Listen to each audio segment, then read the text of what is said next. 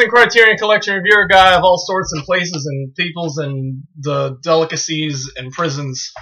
With number 166, Jim Jarmusch's Down by Law. Oh, man.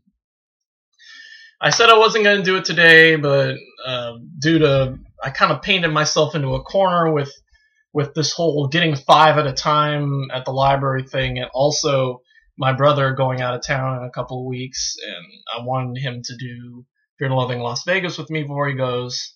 So I'm going to be pretty much buckling down on the next couple of movies for a little bit. We can get it done, but I said, no, I got to do Down by Law today. And I thought I had more time, but you'll notice in the this is part 1. I'm doing something different today. This video is just going to talk about the movie, disc 1 of the package.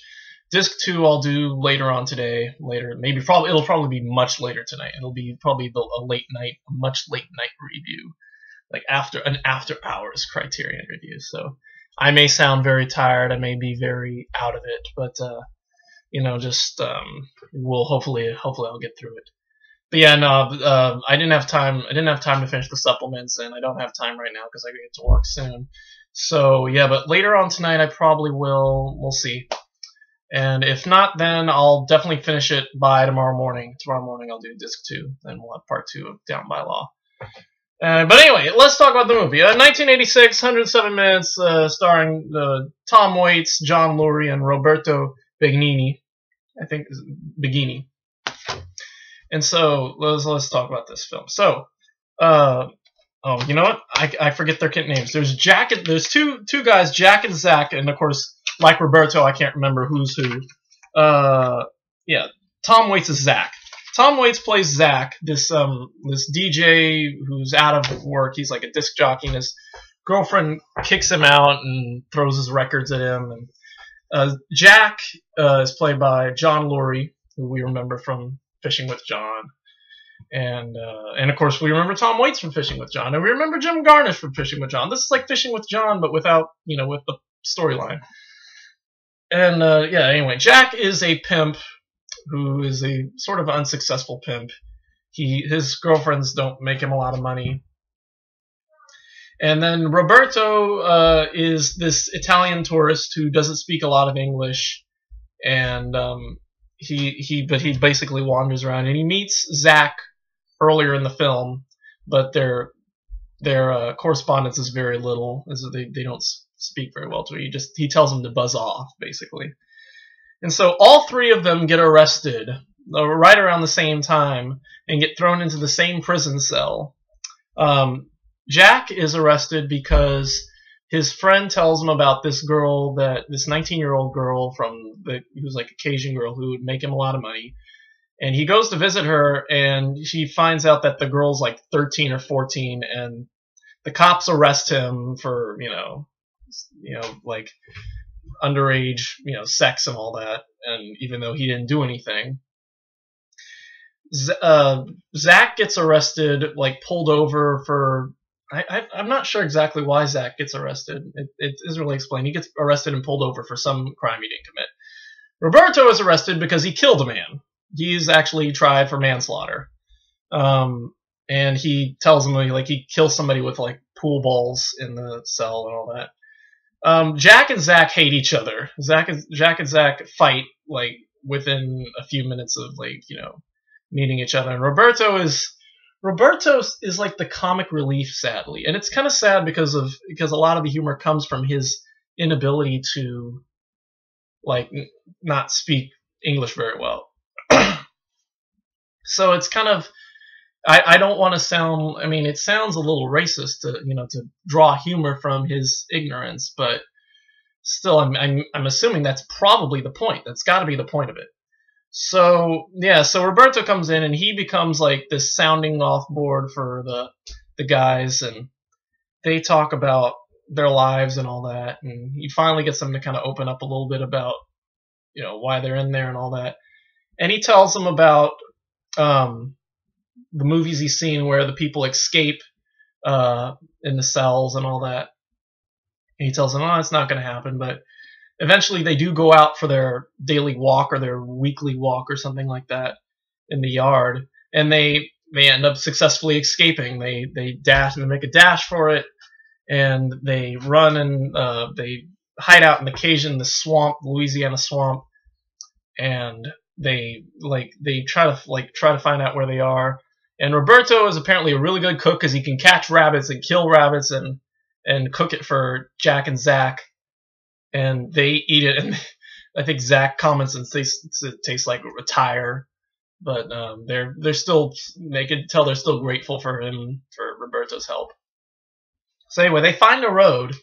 They find a road and they realize they're getting close to civilization. So they follow the road down to this shack, Luigi's Top Shop or Tip Shop or something like that. It's like, it looks like it's some like little cafe hut, you know. So Roberto goes in because he's like the guinea pig, because he's going to see if there's the law in there. And Jack and Zach end up waiting all night for him to come back. And so when they do go in, they find out that Roberto has been talking to this woman. Her name's Nicoletta, I think. Nicoletti or something. And he's fallen in love with her. They've fallen in love with each other within the course of a few hours, because they're both Italian and they can speak Italian very well to each other. You know, I think it sounds like her Italian's better than his Italian, though. He knows all the chef words, but she doesn't. So they'd make a good compliment. And so anyway, Jack and Zach finally come in and they have dinner together. They spend the night there, and in the morning Roberto says that he's staying with her. They're gonna get married, or they're gonna run the restaurant together, and so they part ways.